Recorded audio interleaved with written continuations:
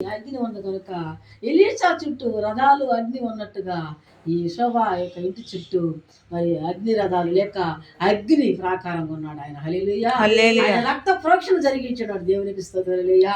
దుష్ట దురాత్మ అంధకార శక్తులు వేస్తున్నాము లైన్ అయిపోవును గాక. ఆమేన్. ఎలీషా చుట్టూ ఏ విధంగా ఉన్నాడు శోభ వాళ్ళ పుట్టిన చుట్టూ ఆయన ఉన్నట్లు మనం చూస్తున్నాం ప్రియులారా. అలాగే మనం శారీరకంగా ఆయన చుట్టూ ఉన్నారు, దేవుడు ఉన్నాడు.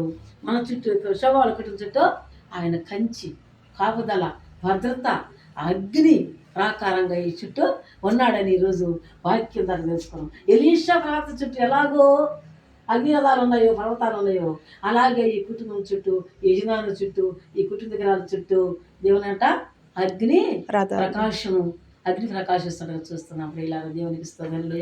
కాబట్టి ఈ యొక్క కుటుంబంలో ఉన్నటువంటి ఆ యొక్క భయాందోళన భయపడవద్దు అన్నాడు. భయపడవద్దు, నువ్వు వాటికి మనం భయపడకూడదు. శత్రువు ఎవరంట? సాతాడు. మనము ఏ మాత్రం మనము భయపడని అవసరం లేదు ప్రియులారా.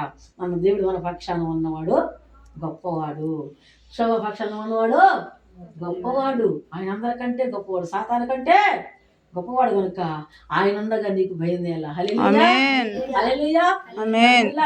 మన శోభా కుటుంబం చుట్టూ అగ్ని ప్రాకారంగా ఉన్నాడు ఈ చుట్టూ కనుక ఈ కుటుంబాన్ని దేవుడు ఆశీర్వదించి ఈ కుటుంబం చుట్టూ కంచి వేసుకుని కాపాడి దీవించి ఆశీర్వదించిన కాక నూతన సంవత్సరంలో. ఆమేన్. హల్లెలూయా.